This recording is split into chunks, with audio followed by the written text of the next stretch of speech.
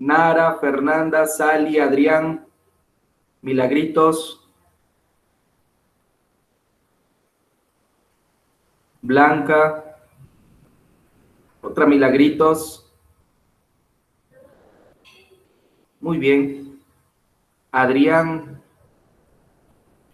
Erika,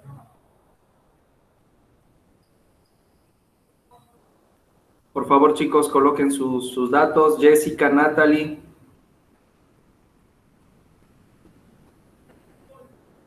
Erika Patricia también.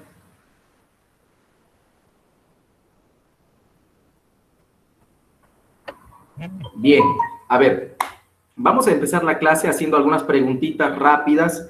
¿Quién me puede mencionar qué es lo que recuerda de la clase pasada? ¿Sí? ¿Qué es lo que le quedó de la clase pasada? A ver, ¿algún voluntario por ahí?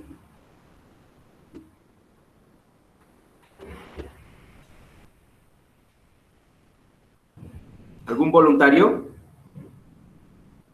Nadie, chicos. ¿Qué está pasando? No existen voluntarios.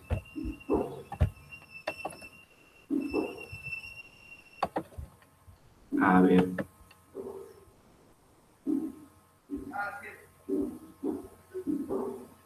A ver, Fernanda, ¿estás por ahí? Fernanda. ¿Fernanda qué, profesor? ¿Yo? Sí, Fernandita, Fernanda Pérez. Sí, Fernandita, ¿qué recuerdas de la clase pasada? Acerca de los procesos psicológicos. ¿Ya? ¿Cuántos son los procesos psicológicos?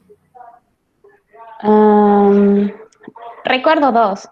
A ver. Que eran los subjetivos y los que no tenían, los que tienen base biológica. Esas son las características, ¿verdad? Sí, los procesos psicológicos son subjetivos y tienen una base biológica. Pero en su clasificación existen 3 procesos psicológicos. Los procesos cognitivos, que facultan al ser humano a aprender. Los procesos volitivos, que tienen que ver con la voluntad y la motivación. Y los procesos afectivos, que tienen que ver con las emociones y los sentimientos, ¿verdad? Muy bien. Eso como preámbulo ya para la clase de hoy. Quiero compartir con ustedes un video que va a tratar de resumir la clase pasada para los que se están incorporando en esta clase. Hay chicos que estoy mirando que no estuvieron la semana pasada y tengan la idea de qué es lo que hicimos, y también va a tratar de resumir lo que es la clase del día de hoy, ¿sí? Por favor, presten mucha atención a este video.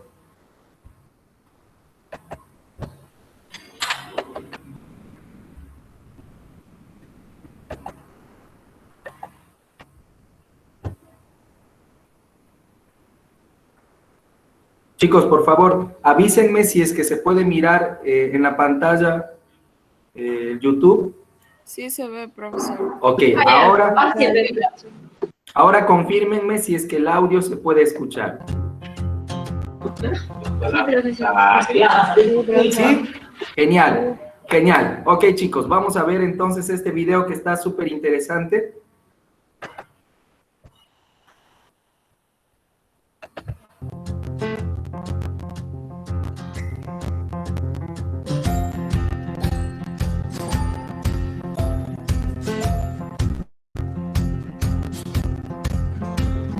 Historia de la psicología y principales autores. Desde el inicio de su historia, el ser humano ha elaborado hipótesis y teorías sobre el funcionamiento psicológico y los trastornos mentales. A pesar del predominio del método científico, a día de hoy concepciones muy antiguas, como las atribuciones de las enfermedades a la acción de espíritus o a la separación entre el cuerpo y el alma, siguen teniendo cierta influencia. La disciplina que hoy conocemos como psicología no se desarrolló como tal hasta que se popularizaron las obras de autores como William Wundt, Iván Pavlov o Sigmund Freud en los siglos XIX y XX. Edad antigua. Inicios de la psicología. El término psicología proviene de las palabras griegas psique y logos, pudiendo traducirse como estudio del alma. Durante la Edad Antigua se creía que los trastornos mentales eran consecuencia de las posesiones por parte de espíritus y demonios. Los tratamientos consistían en conjuros y encantamientos, a los cuales se atribuían efectos curativos. Entre el siglo IV y siglo V a.C., filósofos como Sócrates y Platón realizaron aportaciones que serían claves para el desarrollo de la psicología, además del de la filosofía. Mientras que Sócrates sentó los fundamentos del método científico, Platón concebía el cuerpo como el vehículo del alma, verdadera responsable de la conducta humana. Edad Media, desarrollos y retrocesos. En la Edad Media, el pensamiento europeo quedó dominado por el cristianismo. Esto provocó retrocesos claros en el progreso científico. Aunque las teorías greco-romanas de los humores seguían vigentes, se combinaban de nuevo con lo mágico y lo diabólico. Los trastornos mentales se atribuían a la comisión de pecados y se trataban mediante rezos y exorcismos. Renacimiento e Ilustración.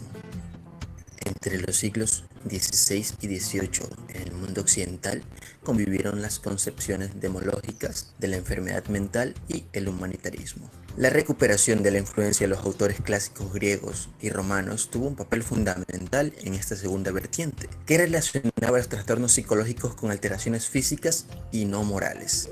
La palabra psicología se empezó a popularizar durante el periodo histórico. En este sentido, fueron especialmente importantes las obras de Marulik y Wolff. Cabe destacar la influencia de filósofos como René Descartes, que contribuyó a la concepción dualista que separaba el cuerpo y el alma, Spinoza, que la cuestionó, o John Locke, quien afirmó que la mente depende de influencias ambientales. Asimismo, el médico Thomas Willis atribuyó los trastornos mentales a alteraciones en el sistema nervioso. A finales del siglo XVIII también fueron muy influyentes Gall y Mesmer. El primero introdujo la frenología, según la cual las funciones mentales dependen del tamaño de las áreas concretas del cerebro, mientras que el mesmerismo atribuía las alteraciones físicas y psicológicas a la acción de energías magnéticas sobre los fluidos corporales. Siglo XIX. Nace la psicología científica. A partir de la segunda mitad del siglo XIX, el aumento de los conocimientos sobre la anatomía cerebral hicieron que los procedimientos mentales se entendieran en mayor medida, como consecuencia de la biología. Destacamos las apariciones de la psicofisiología de Fechner y de Pierre-Paul Broca, y también de Karl Warnecke en el campo de la neuropsicología. Por ellos los nombres de las áreas del cerebro, Broca y Warnecke. También fue muy importante la influencia de las teorías de la evolución de Darwin. El evolucionismo sirvió de excusa en eugenistas como Francis Galton y Morel, que defendían la inferioridad de las personas de clase baja y de las que tenían trastornos mentales a través de la sobrevaloración del peso de la herencia. En 1879, Wundt fundó el primer laboratorio de psicología experimental donde se combinarían los conocimientos de distintas ramas de la ciencia. Si bien antes de Wundt, investigadores de la psicología como Fletcher ya habían preparado el camino para el surgimiento de esta disciplina. Hall fue el creador de un laboratorio similar en Estados Unidos y fundó la Asociación Americana de Psicología. Entre los antecedentes de la psicología actual también es necesario mencionar el fundamentalismo y el estructuralismo, dos escuelas muy influyentes en los últimos años del siglo XIX y la primera etapa del siglo XX. Mientras que el funcionalismo de William James estudiaba funciones mentales, el estructuralismo de Titchener se centraba en contenidos como las sensaciones o los pensamientos. Mientras tanto, en Rusia apareció la reflexología de la mano de Iván Pavlov y Vladimir Bekhterev. Con estas aportaciones se establecieron las bases del psicoanálisis y el conductismo, las dos orientaciones que dominarían la psicología de la primera mitad del siglo XX. El desarrollo en el siglo XX. Durante el siglo XX se establecieron las corrientes teóricas principales de la psicología actual. Sigmund Freud, discípulo de Charcot y Breuer, creó el psicoanálisis y popularizó la terapia verbal y el concepto del inconsciente bajo el prisma psicoanalítico, mientras que autores como Watson y Skinner desarrollaron terapias conductistas centradas en el comportamiento observable. La psicología científica promovida por el conductismo acabaría llevando a la aparición de la psicología cognitiva, que recuperó el estudio de los procesos mentales, tanto elementales como complejos, y se popularizó a partir de los años 60. Dentro del cognitivismo se engloban los tratamientos desarrollados por autores como Kelly, Ellis o Beck. Otra orientación teórica relevante en la psicología humanista, representada por Carl Rogers y Abraham Maslow, entre otros. El humanismo surgió como una reacción al predominio del psicoanálisis y el conductismo, y defendió la concepción de las personas como seres libres, únicos, tendentes a la autorrealización y con un derecho a la dignidad. Asimismo, las concepciones sobre biología, medicina y farmacología aumentaron enormemente durante el siglo XX, lo cual facilitó el predominio de estas ciencias por encima de la psicología e influyó en el desarrollo de campos interdisciplinarios como la psicobiología, la neuropsicología y la psicofarmacología. Las últimas décadas.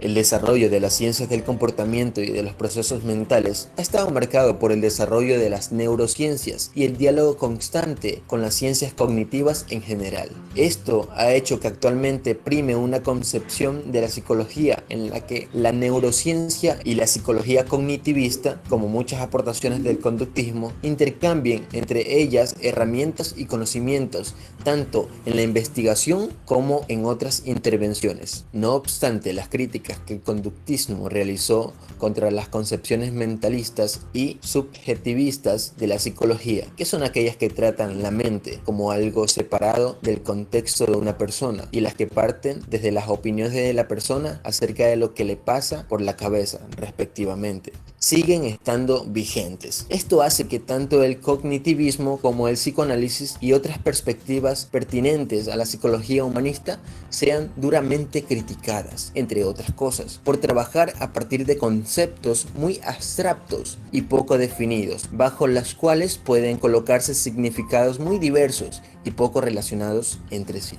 De todos modos, el conductivismo sigue siendo una filosofía minoritaria en la psicología, mientras que el cognitivismo goza de muy buena salud. Esto si la gran mayoría de las investigaciones en psicología cognitiva de tipo experimental son realizadas partiendo del conductismo metodológico, lo cual lleva a algunas contradicciones. Por un lado, se tratan los fenómenos mentales como elementos situados dentro del cerebro de la persona. Esto hace referencia al mentalismo. Y por otro lado, se trata de estudiar este elemento creando estímulos y midiendo respuestas objetivas.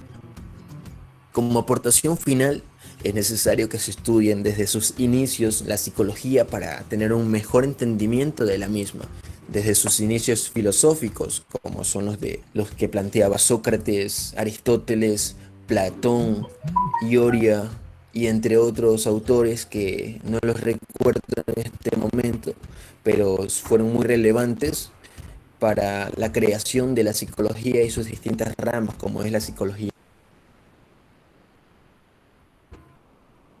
Muy bien, chicos. Perdón. Hasta ahí con el video. Vamos a... Ok. A ver, vamos a preguntar. Brenda, Mabel, ¿te encuentras? Brenda. Sí, profesor. Brenda, a ver si has estado atenta. ¿Qué has podido captar de este video? Más que todo cómo ha ido avanzando la psicología, y también he podido rescatar de que influyó bastante lo que fueron las investigaciones que se dieron en ese tiempo biológicas.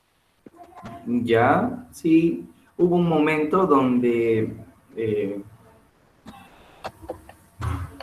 estamos admitiendo todavía. A ver, chicos, vamos a hacer un paréntesis acerca de la reflexión del video para volver a plantearles lo que a un inicio se ha mencionado.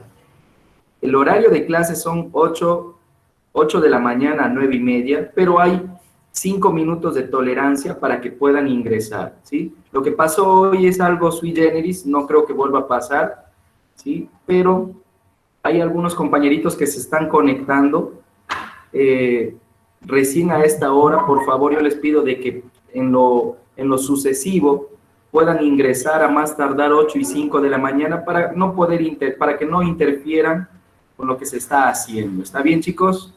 Volvemos entonces al video. Sí, lo que dice Brenda es cierto, ¿no? Muchas ciencias aportaron al desarrollo de la psicología, ¿no?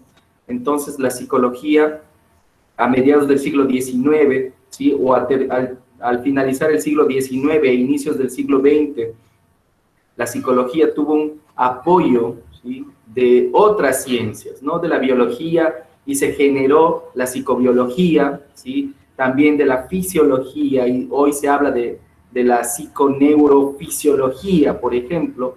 Entonces, muchas ciencias aportaron al desarrollo de la psicología a lo largo de su proceso histórico, ¿no?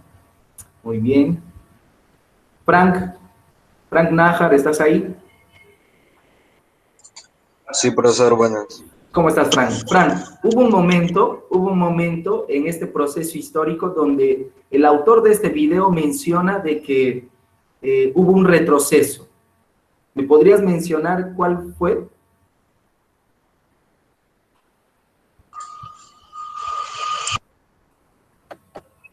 Frank. No, profesor. Ya, no te preocupes. Justo eso tiene que ver con la clase de hoy, ¿sí? Por favor, confírmenme si es que se puede visualizar la pantalla. Sí, profesor, sí se puede ver. Genial. Entonces, vamos a presentar ya la clase de hoy. Tenemos en la semana 2, Historia de la Psicología y el proceso de socialización. ¿Ok? Vamos a hacer un repaso. Y lo que vimos en el video tiene mucho que ver con lo que están en las diapositivas. Empezamos entonces. Quiero hacerles recordar si es que alguien necesita aclarar algún tema, tiene alguna duda o quiere aportar algo con respecto a lo que se está haciendo, no duden en abrir sus micrófonos y preguntar, ¿ok? Bien, empezamos entonces. La historia de la psicología y el proceso de socialización, ¿sí? Todo inicia en la antigüedad, ¿verdad? Y vamos a ver que la historia de la psicología tiene dos grandes etapas, ¿sí?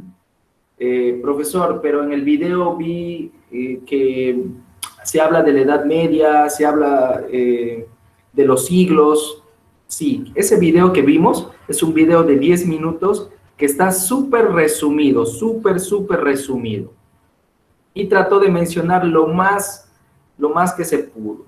En estas láminas, lo que se quiere es entrar en detalle para que ustedes puedan albergar en su memoria, almacenar en su memoria la información necesaria para poder puntualizar lo más importante, ¿sí? Entonces, cuando hablamos de la historia de la psicología, mencionamos de que existen dos grandes etapas.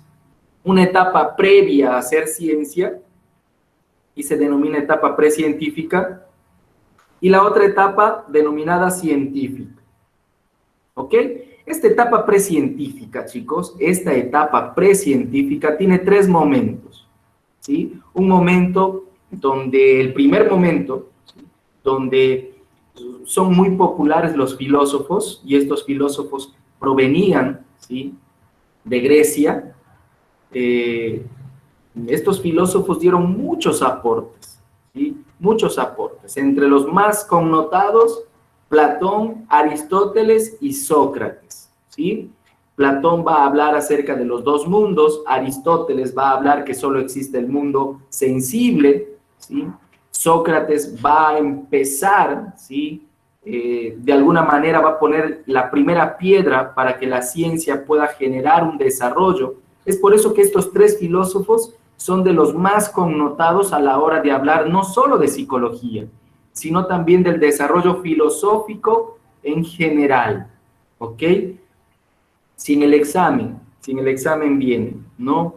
A ver, menciónenme a qué edad pertenecían los filósofos Aristóteles, Platón y Sócrates, ¿no? Cuando se habla de la historia de la psicología, pertenecían a la edad antigua y esto a su vez pertenece a la etapa precientífica, ¿ok? Listo. El segundo momento tiene que ver ya con algunos siglos después, y estos hacen referencia a siglos 5 o 4 antes de Cristo, ¿sí? Ahí, o a partir de ahí, empieza una hegemonía en Europa del mundo teológico, y la ciencia parece que viene a ser como un segundo plato. Toda Europa, ¿sí?, gracias a la patrística y sobre todo a la escolástica, ya la escolástica representa esa expansión de la teología. Gracias a la escolástica, entonces, San Agustín de Hipona, Santo Tomás de Aquino, empiezan a realizar una nueva filosofía, y esta filosofía tiene que ver con la filosofía teológica. A su vez, la psicología también toma un rumbo diferente, ¿ok? Ya se vio en el video como que todos los problemas mentales o los trastornos mentales que existían en esa época eran tratados a través de conjuros, a través de hechicerías, ¿sí? O quizás las oraciones también formaban parte de todo un proceso, ¿sí?, de sanación o de tratamiento de las enfermedades mentales. Y esto se expandió por toda Europa, ¿sí? A ese proceso, ¿sí?, o a este momento se le denomina Edad Media. Chicos, hasta el día de hoy, ¿sí?, hasta el día de hoy, los aportes de estos filósofos medievales, hasta el día de hoy, forman parte también de algunos tratamientos, ¿sí?, que no pertenecen a la psicología, pero que sí forman parte de los tratamientos de enfermedades mentales, ¿sí? El tercer momento tiene que ver ya con algunos siglos después, ¿no? Y básicamente autores o filósofos como René Descartes, ¿sí?, que es denominado el padre de la filosofía moderna, ¿sí? No se olviden, Descartes es denominado el padre de la filosofía moderna. René Descartes aporta una teoría, ¿sí?, esta teoría del dualismo, y separa el alma del cuerpo, ¿no? Tratando de descifrar o de explicar que el funcionamiento del cerebro, ¿sí?, el funcionamiento del cerebro no tiene mucha conexión, ojo, no tiene mucha conexión con lo que está a su alrededor, ¿verdad? Y eso ya empieza a generar toda una corriente de lo que posteriormente se va a denominar la etapa precientífica. Aquí hay autores como John Locke, también muy importantes dentro de la modernidad. A esta modernidad históricamente se le conoce también como el proceso de las guerras, ¿sí?, de las revoluciones. Es por eso que en la imagen, en la tercera imagen, que hace referencia a la etapa precientífica, nosotros vemos ahí una escena donde hay una pelea, una lucha, una guerra, ¿sí?, o una revolución, y eso tiene que ver con el momento de la modernidad, en la etapa precientífica. No se olviden, ¿sí? Este momento de la modernidad ya da pie a lo que posteriormente se va a denominar la etapa científica. Ya a mediados del siglo XIX, ¿sí?, empieza la reformulación de la psicología, ¿sí? Básicamente el proceso es anular todo lo que la Edad Media, ¿sí?, todo lo que en la Edad Media con la teología se avanzó, y se empiezan a reformular ya aspectos científicos, ¿sí? Los aportes ya tienen que ver con la biología, los aportes ya tienen que ver, con la neurología, y entonces aquí aparecen en el escenario muchos autores, ¿sí? Entre ellos Wilhelm Wundt, denominado padre de la psicología científica o padre de la psicología experimental, ¿sí? A ver, quiero hacer esta pregunta puntual antes de pasar a la siguiente lámina. ¿En qué año se crea el primer laboratorio de psicología? 1879. 1879. ¿Quién es el autor? Wilhelm Wundt. Wilhelm Wundt. Genial, genial. Ahora pasamos a la siguiente lámina, que va a resumir lo que ya hemos mencionado. Yo necesito que ustedes puedan darle un repaso fotográfico, ¿sí?, o una mirada fotográfica a esta lámina, porque tiene los momentos y tiene los autores y los representantes de cada momento. A ver, una pregunta que va a combinar la psicología con la filosofía. Fíjense en el cuadro que está al lado izquierdo de su pantalla, ahí dice Edad Antigua, ¿sí? El primer punto, griegos, ¿sí? Se trataba acerca del estudio del alma y sus más grandes representantes están Platón, Aristóteles y antes de ellos está Heráclito. A ver, vamos a combinar filosofía acá.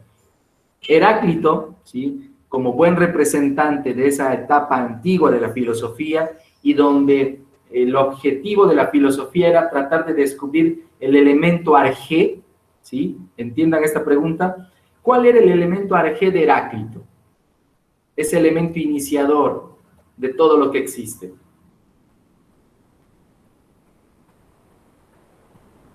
¿Quién me da una respuesta?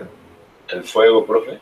El fuego, exactamente, ¿sí? Para aquellos que no han escuchado de lo que estamos hablando o de lo que se está mencionando, en la antigüedad, ¿sí? La filosofía en sus inicios tenía como objetivo tratar de descubrir cuál es el origen de las cosas, ¿sí? En esa búsqueda, Heráclito consideró que el origen de las cosas es el fuego, ¿sí? Que todo se originó por el fuego.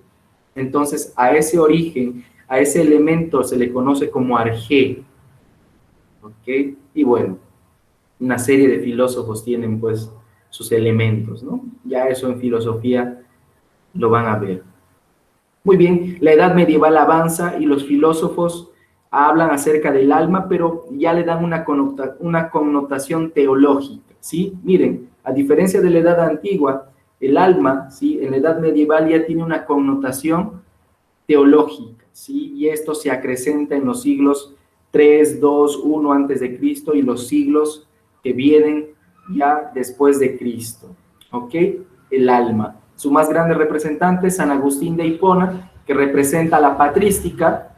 Aquí están la formación de los padres de la iglesia, y a Santo Tomás de Aquino, que representa la escolástica, la expansión de la teología en toda Europa. Posterior a eso tenemos la Edad Moderna, ¿verdad?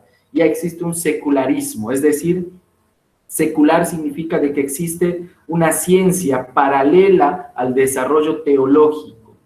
También la psicología hace su aparición, ya como psicología propiamente dicho, ¿no? Sus más grandes representantes, Renato Descartes y Francis Bacon.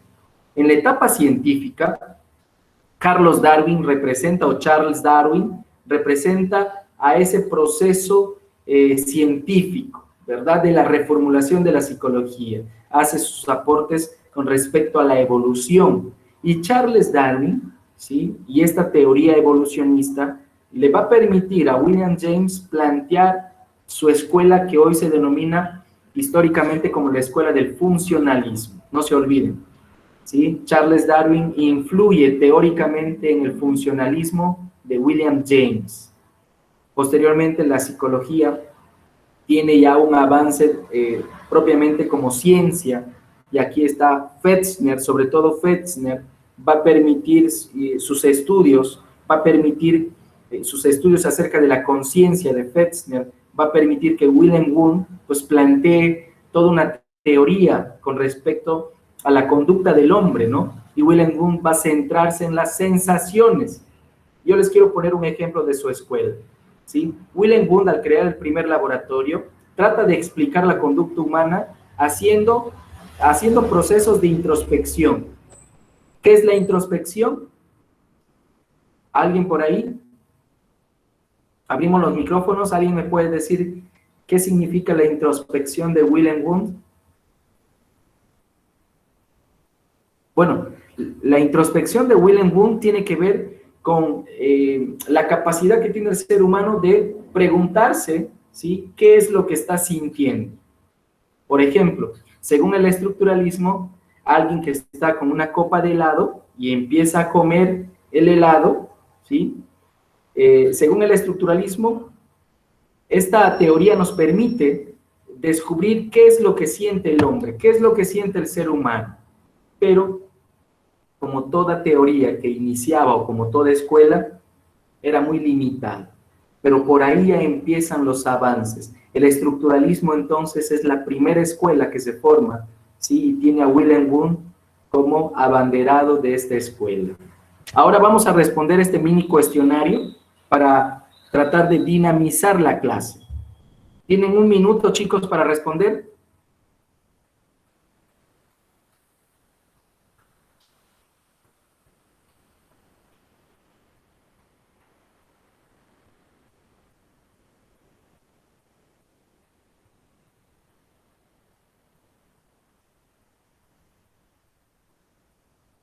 A ver, vamos. ¿Cuáles son las dos etapas de la historia de la psicología? La D. La D. La D, profesor. Alternativa B, precientífica y científica. Muy bien. ¿Cuáles son los momentos históricos de la etapa precientífica? La. A ver, a partir de ahora vamos a decir alternativa A, porque suena muy feo eso de la A. ¿Está bien? Alternativa A. Correcto. Edad antigua, medieval y modernidad. 3. ¿Cuál es una característica de la etapa científica? Alternativa A. Alternativa A. Correcto, correcto. A ver, vamos a ver si eso es cierto, ¿ok? Muy bien, chicos. Sí, están en lo cierto. Estamos avanzando. Precientífica y científica, antigua, medieval y modernidad, y la psicología como ciencia experimental. ¿Avanzamos entonces? Ahora vamos a ver, ¿sí?, que históricamente, después del año 1879, ya empieza el proceso científico, ¿sí? Y muchos investigadores y muchos teóricos empiezan a reunirse, empiezan a congeniar, empiezan a darle sentido de pertenencia a sus aportes teóricos. Es por eso que se crean las escuelas psicológicas. Es decir, yo, Wilser Humberto, coincido con Brenda, coincido con Johan, con Fran, ¿sí? Teóricamente nos unimos para formar sólidamente una teoría. Entonces, es así como se forman las escuelas psicológicas. La primera escuela en formarse, de acuerdo a los datos históricos que tenemos, es la escuela de Wilhelm Wundt, ¿sí?, denominada el estructuralismo o conciencialismo. ¿Por qué? Porque tenía como objeto de estudio la conciencia. Ya les estaba explicando anteriormente, el estructuralismo se basaba en el método introspectivo, que era un autoanálisis, ¿sí?, de lo que la persona estaba sintiendo en ese momento. En ese momento, ¿sí? ¿No les ha pasado que ocurre de que un mismo producto que tú consumes tiene diferentes sensaciones en diferentes contextos? ¿Sí? Sí. Entonces, para el estructuralismo, que era una escuela muy rígida, consideraba que el hombre, ¿sí?, y su conducta pueden ser analizadas bajo un mismo contexto. Por eso es de que recibe ese nombre de estructuralismo, ¿sí? Era una teoría muy rígida. Entonces, ¿sí?, mientras eso ocurría en Alemania, en Estados Unidos, un médico de nombre William James, ¿sí?, considera que el estudio de la conciencia no es tan rígido, que el ser humano puede disfrutar de sus sensaciones, ¿sí?, dependiendo del contexto en el que le toque vivir. Y muchos de sus aportes de William James tienen una referencia grande en el evolucionismo de Charles Darwin. Y es esta teoría quien va a solidificar, ¿sí?, estos aportes. El estructuralismo duró algunos años, no tuvo mayor vigencia porque William James desbarató con su funcionalismo, ¿sí?, que la conducta sea algo rígida. Más bien William James señalaba de que la conducta del hombre es una conducta adaptativa, ¿sí?, y que la capacidad de sentir va a variar de acuerdo al contexto en el que se encuentra. Chicos, si ustedes empiezan a darse cuenta, cada escuela, ¿sí?, cada escuela que aparece es el resultado de la anterior, ya sea para mejorar, ya sea para corregir, para cambiar algo, ¿sí? Entonces, si en algún momento ustedes dentro de la universidad a ustedes les piden el análisis, las diferencias de cada escuela, yo quiero que tomen nota lo que aquí se está explicando. ¿Está bien? Funcionalismo de William James.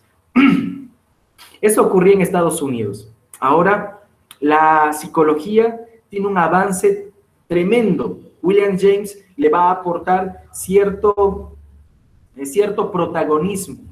Y este protagonismo ya empieza a hacerse más notorio en Rusia.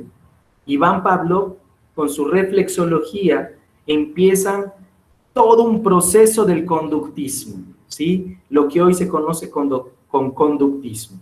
A ver, quiero hacer una pregunta puntual con respecto a la reflexología. A ver, abrimos los micrófonos, chicos. ¿Alguien de ustedes conoce algo de Iván Pavlov? ¿Sabe algo de él? ¿Ha leído algo de él? ¿Perdón? ¿Alguien? ¿Alguien está hablando? ¿No lo escucho?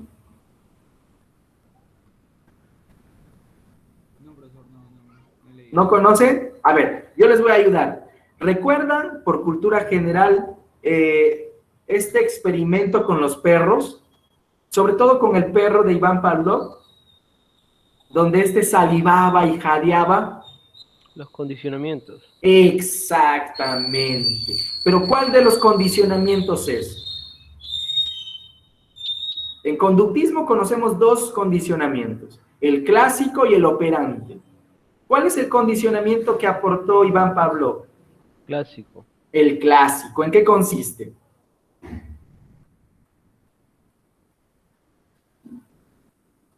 Vamos, hijo, ¿en qué consiste? Si mal no recuerdo, del perro es con la carne y la campana, la campanita. Sí. A ver, dale sentido, estás muy bien. Al perro cada vez que le daban de comer hacían sonar una campanita. Ya estás en la parte final, pero antes de eso, ¿qué pasó? Que por el olor de la comida el perro empezaba a salivar, pues, ¿no? ¿No? ¿Ya? Sí, a ver, quiero ayudarte. Solamente complementar lo que estás mencionando. ¿Cuál es tu nombre? Miguel. Miguel, mira, y chicos en general. La reflexología planteaba de que dentro de nosotros, ¿sí?, existen estructuras fisiológicas y que estas estructuras fisiológicas responden a estímulos, ¿ok? Para demostrar esto, ¿sí?, se tuvo la ayuda del perro de Pavlov. El perro de Pavlov estaba condicionado de tal manera, ¿sí?, que ustedes se van a reflejar, muchos de nosotros nos vamos a reflejar en nuestras conductas en lo que Pavlov planteaba. Escena 1. Pavlov, ¿sí?, está con su perro. El perro ya había pasado horas sin comer y obviamente estaba jadeando, salivaba porque tenía sed o porque tenía hambre, ¿sí? Iván Pavlov tenía una campana y hacía sonar la campana. Esta campana, ¿sí?, en el perro no producía nada, ¿sí? Básicamente, digo que no producía nada porque el perro seguía con la sensación de hambre o con la sensación de sed. Segunda escena, ¿sí? Pavlov haciendo sonar la campana, pero esta vez con un trozo de carne, ¿sí? El perro, con la misma sensación de hambre, jadeaba y salivaba. ¿Ok? En la misma escena, Pavlov, haciendo sonar la campana, le brinda el trozo de carne a Pavlov, ¿sí?, y el perro empieza a comer. Tercera escena, el perro ya satisfecho, ¿sí?, ya no salivaba, ya no jadeaba, ¿sí?, pero Iván Pavlov estaba con la campana. Y al hacer sonar la campana, ¿qué creen que pasó con el perro? Empecé a salivar. Empezó a salivar. ¿Por qué? Porque creía de que le iban a entregar un trozo de carne por el sonido de la campana. Era un condicionamiento que le provocó. Genial, chicos, me gusta este grupo. Aula 8, ¿verdad? Aula 8, sí, los tengo ahí. Muy bien, excelente, sí, porque se generó un condicionamiento.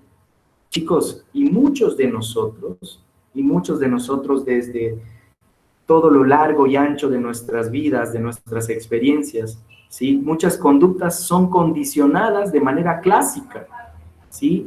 Por ejemplo, ¿no? ¿Quién no recuerda esa época en el jardín o en la escuela, cuando ya faltaban 10 minutos para la hora de recreo, como si hubiese un reloj dentro de nosotros? Teníamos ganas de orinar, teníamos ganas de comer, ya nos picaba nuestro pie para ir a correr, a saltar, ¿verdad? ¿Por qué? Porque esa campana del recreo nos condicionó de tal manera que incluso al salir de nuestra escuela o de nuestro jardín y al escuchar ese sonido de campana, provocaba ciertas sensaciones dentro de nuestro cuerpo, ¿sí? ¿Eso es cierto? ¿Les ha pasado a ustedes? ¿Chicos? Sí, profesor. Sí, ¿verdad? Muy bien. Eso con respecto a la reflexología rusa.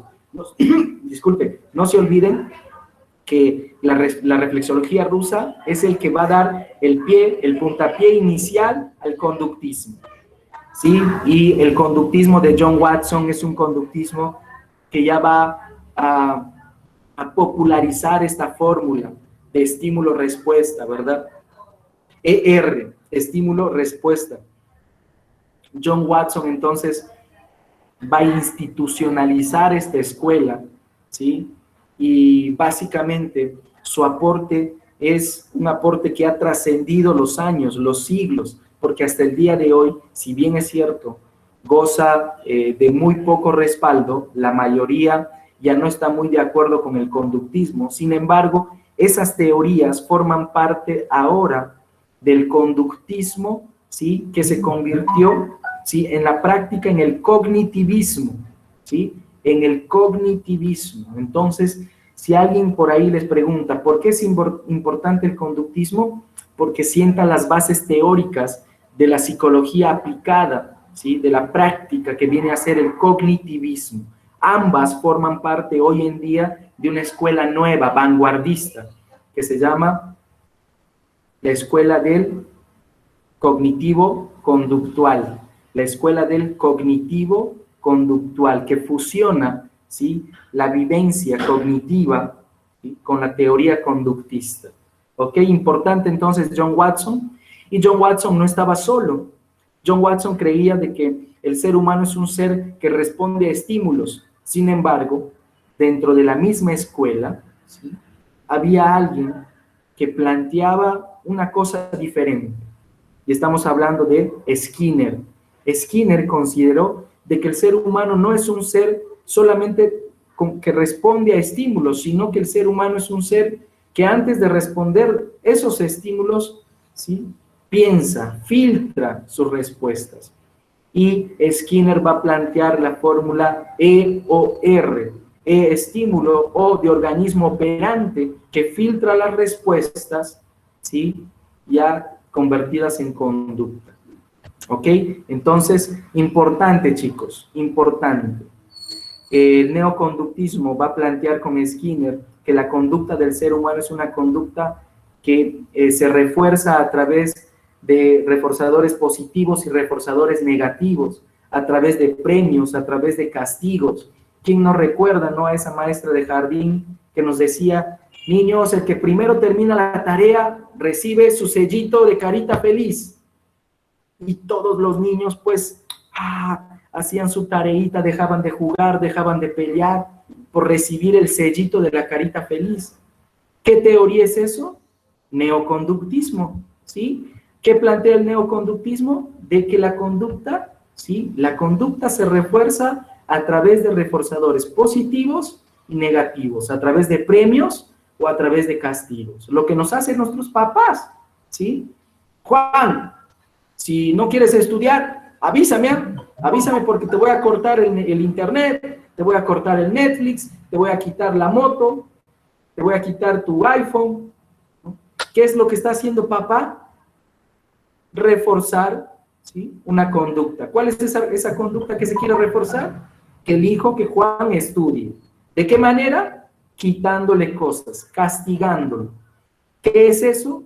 Neoconductismo. ¿Quién es su autor? Skinner. ¿Ok?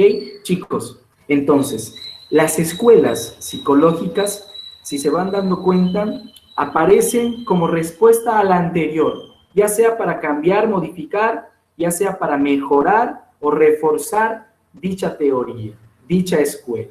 Entonces, en Alemania, ¿sí?, aparece la escuela del Gestalt o de la Gestalt, que es una escuela que va a plantear que el ser humano obedece su conducta a la percepción,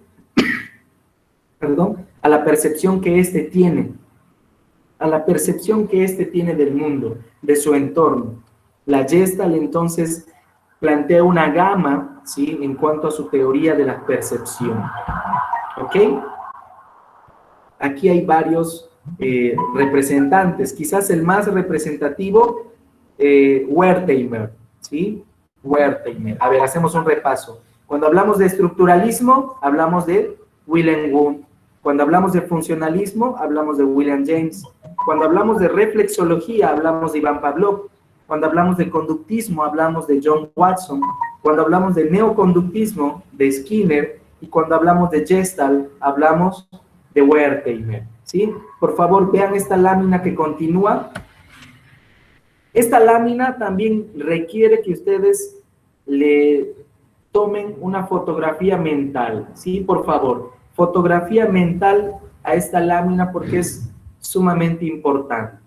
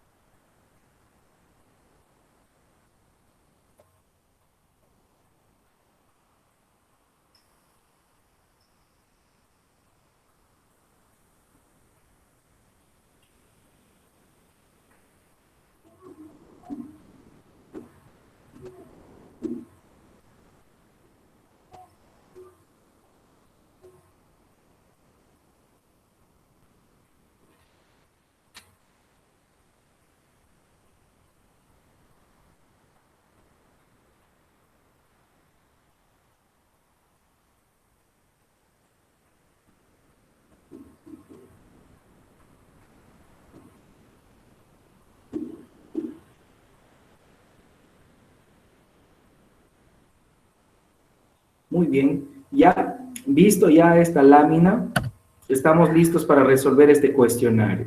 A ver, 2 minutos, chicos, para resolverlo.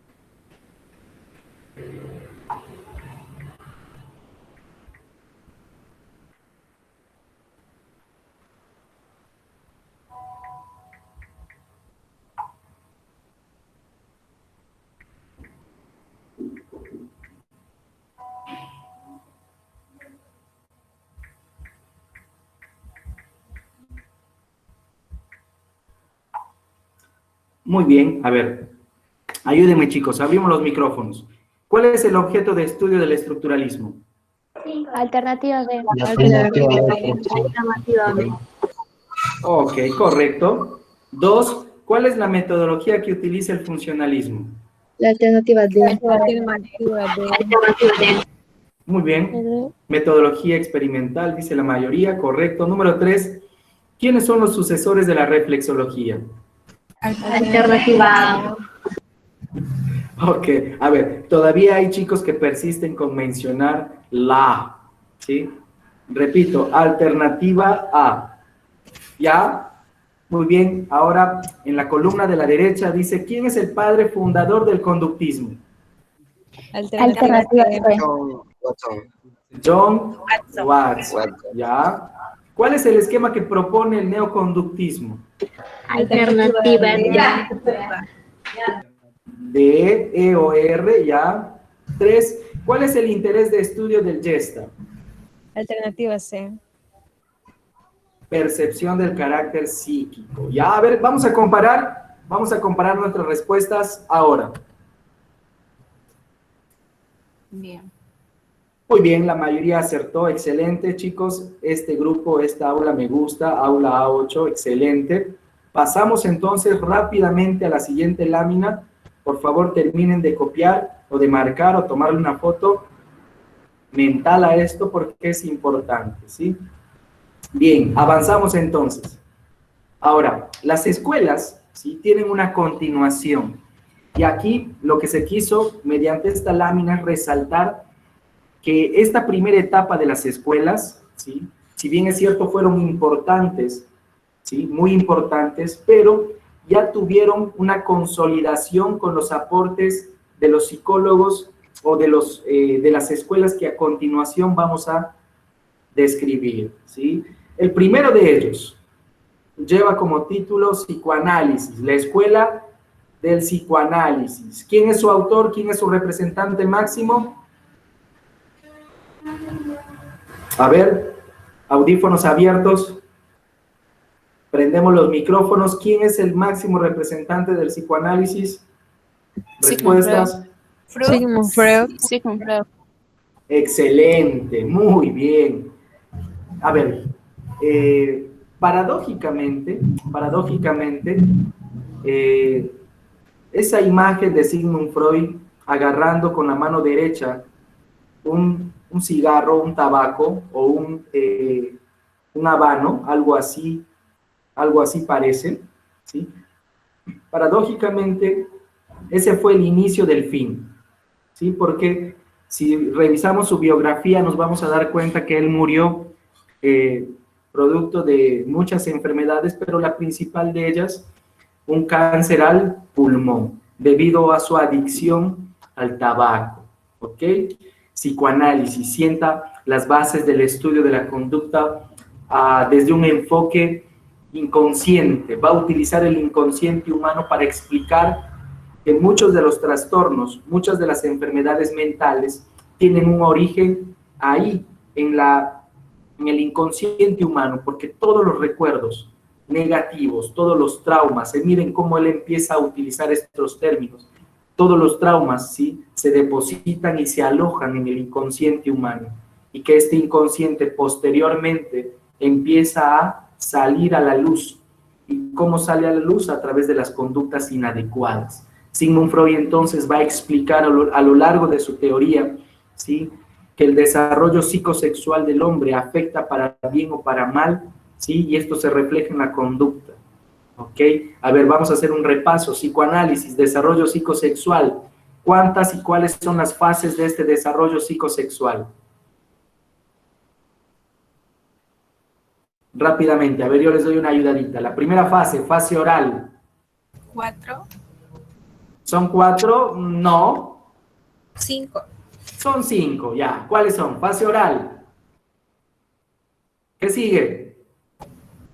Fase anal. Fase anal. ¿Qué sigue? Fase fálica. Fase fálica. ¿Qué sigue? De latencia. Latencia. Y finalmente, Fase genital. fase genital. Correcto. Además, Freud utilizó una terapia basada en escuchar al paciente, ¿sí? Entonces, a ver, quiero que se imaginen esto. Las terapias con Sigmund Freud o las terapias psicoanalíticas en realidad tienen muchos elementos dentro de la terapia, ¿sí? Y muchos de nosotros conocemos ese diván, ¿no? Ese mueble largo donde el paciente se echaba, ¿sí?, con una almohadita muy oportuna ahí para descansar. Y Sigmund Freud, el terapeuta, lo que hacía era preguntarle y hacer de que él hable de manera libre acerca de sus problemas, acerca de sus traumas. Y Freud encontró de que existe una relación, ¿sí?, de terapia, tratamiento y solución de problemas cuando el ser humano habla libremente acerca de sus enfermedades. Entonces, a esta terapia la llamó terapia de libre asociación. El ser humano, echado en el diván, hablaba acerca de sus problemas y empezaba a tener mejoría, empezaba a solucionar sus problemas. Interesante, ¿verdad? Bueno, ya vamos a tener tiempo para hablar de todo lo que él aportó. Posterior a él, posterior al psicoanálisis, ¿sí?, también empieza, como ya lo hemos visto en el video, empiezan a aparecer ciencias que van a complementar el desarrollo de la psicología. Va a aparecer la biología, ¿sí?, sobre todo la biología, la neurología. Y entonces, en ese escenario, en ese contexto, ¿sí?, hay un psicólogo suizo, él, que va a experimentar con sus hijos. ¿De quién estoy hablando? ¿Chicos? ¿Están ahí? Piaget. Jean Piaget. Sí, se le denomina Jean Piaget padre de la psicología genética. Él va a aportar con su teoría del desarrollo cognitivo. Este desarrollo que tiene un proceso inicial, ¿sí?, en el nacimiento y termina con la muerte del hombre. ¿Qué quiere decir esto? Que etapa tras etapa el ser humano evoluciona en sus pensamientos. Que un niño no piensa igual que un adolescente no tiene los mismos procesos que un adulto, ¿sí? Entonces, a ese estudio genético en el desarrollo cognitivo se le denomina psicología genética, hoy en día muy utilizado en las escuelas, en los sistemas educativos, porque Jean Piaget sentó las bases de la reformulación educativa a nivel mundial, ¿sí? Y aquí hay aportes posteriores, por ejemplo, de los que estudiaron la inteligencia, ¿no? Howard Gardner con las inteligencias múltiples, por ejemplo, ¿no? Ya existen conexiones con la psicología genética de Jean Piaget en su momento. A Jean Piaget también se le conoce, ¿sí?, como el padre de la psicología cognitiva, ¿ok? Si ustedes encuentran en el examen algún enunciado con respecto a quién es el padre de la psicología cognitiva, ¿sí?, es probable de que muchos textos mencionen a Jean Piaget y que otros textos mencionen a Ausubel, ¿correcto, profesor? Y en la universidad, en el centro preuniversitario de la Universidad Nacional de San Martín, ¿sí?, lo correcto es hablar de que Jean Piaget, ¿sí?, es el padre de la psicología cognitiva también, ¿ok? Para que no se confundan y sepan de qué estamos hablando. A ver, dentro de las escuelas que hoy en día están vigentes, aparece la psicología humanista. La psicología humanista aparece como contraposición o como antagónico, ¿sí?, ese es el término correcto, como antagónico de la psicología conductista, porque el humanismo le da un aporte de libertad al ser humano, de dignidad, y es que la psicología humanista señala de que el hombre no es un ser solamente que responde a estímulos, no es un ser animal, ¿sí? Entre otras cosas plantea de que el hombre, ¿sí?, es un ser libre de tomar sus decisiones, ¿ok? Mire, a ver, vamos a hacer un ejemplo. La psicología conductista señala de que si el hombre tiene sed, ¿qué hace? Toma agua. Toma agua y calma su sed. Si tiene hambre, ¿qué hace?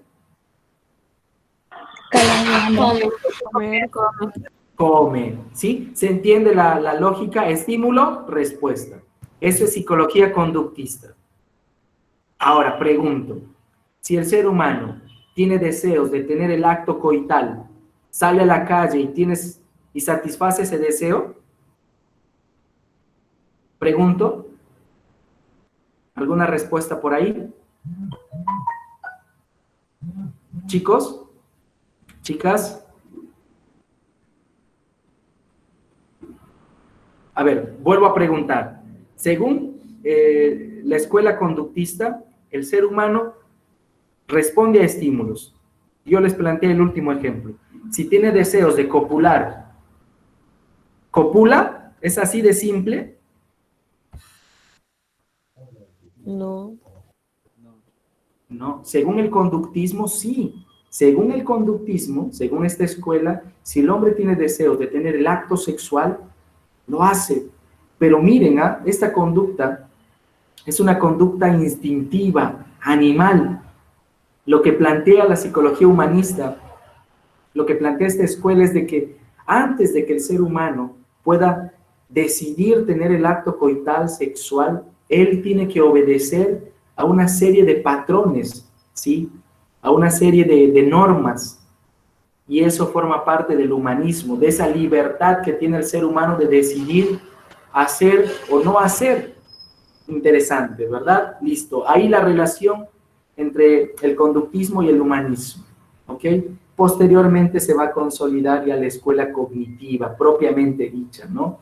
Que es una escuela que básicamente va a estudiar todos los procesos cognitivos, la sensación, la percepción, la atención, la concentración, la memoria, el pensamiento, el lenguaje y las inteligencias.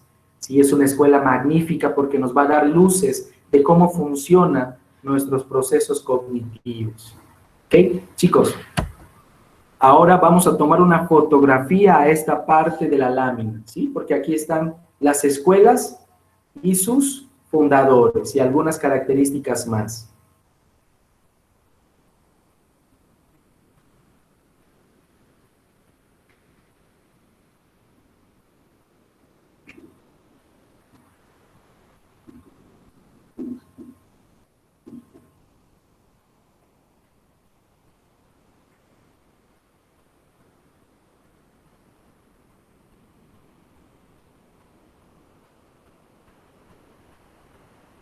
Muy bien, chicos, ya le han dado un repaso, ya se alojó en su memoria fotográfica esta imagen, guárdenlo. Ahora vamos a resolver este cuestionario.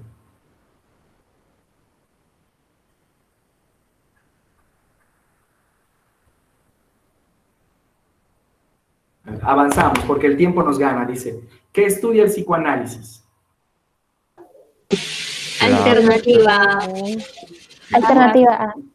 Motivos y deseos inconscientes. 2. ¿En qué áreas actuales se aplica la psicología genética? Alternativa B. Alternativa B. Alternativa B. Correcto, correcto. ¿Cuál es el objeto de estudio de la psicología humanista?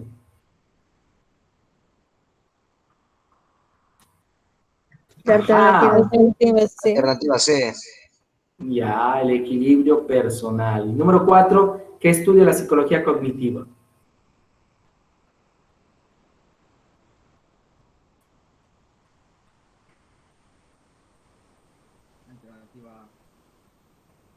Ya. ¿Alguien tiene otra respuesta? Alternativa D. Procesos cognitivos. Ahora vamos a comparar. Bien, vamos a comparar nuestras respuestas, ¿sí? Vamos. Algunos se equivocaron en 1, en 2 por ahí.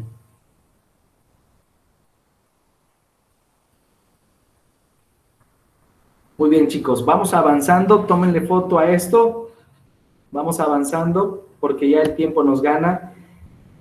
Ahora vamos a hablar de los procesos de socialización, ¿sí? Son 9:23, tenemos hasta las 9:30. A ver, vamos a hacer algo. Yo me comprometo a dejarles, bueno, el video va a estar ahí, va a estar colgado el video, pero si ustedes quieren el material para ver la teoría de la socialización, les voy a dejar el material en el grupo de WhatsApp. Sí, yo quiero hacer un resumen de todo lo que es este proceso de socialización, ¿ok? Bien, esta lámina nos va a ayudar a resumir. Dice que el ser humano es una unidad biopsicosocial.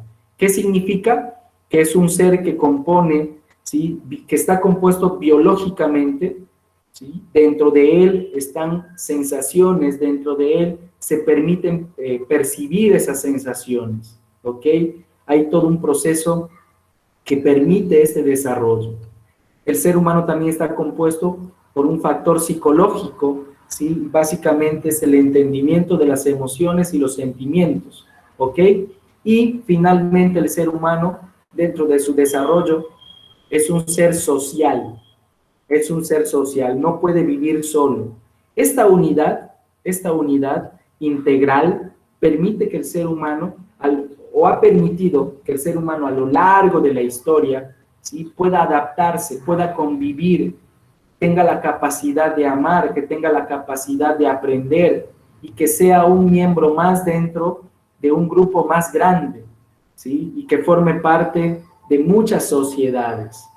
Entonces, a lo largo del proceso o del desarrollo social que ha tenido el ser humano, el factor psicológico, el factor biológico y este factor social, cultural, el entorno macro, han jugado papeles importantes desde el inicio del hombre hasta la actualidad. Chicos, vamos a resolver este cuestionario ya finalizando la clase. Espero que se hayan divertido, espero que hayan aprendido algo. A ver, vamos juntos. ¿Cuáles son los procesos de la evolución humana?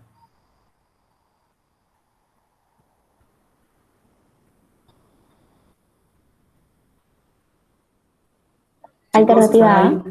Alternativa A, muy bien.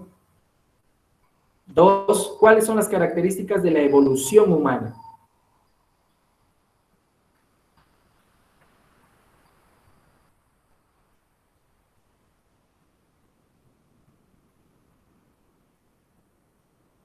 Alternativa B.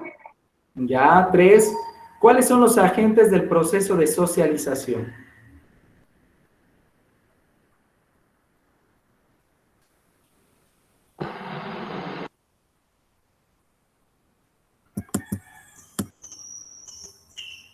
Ya, ese gallito me puede decir que es la alternativa C.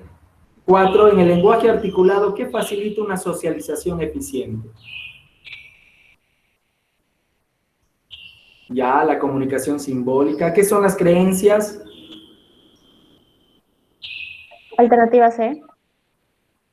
Contradicciones sociales, ya, se acerca, pero no. 6, ¿cuáles son los planos que componen al ser humano?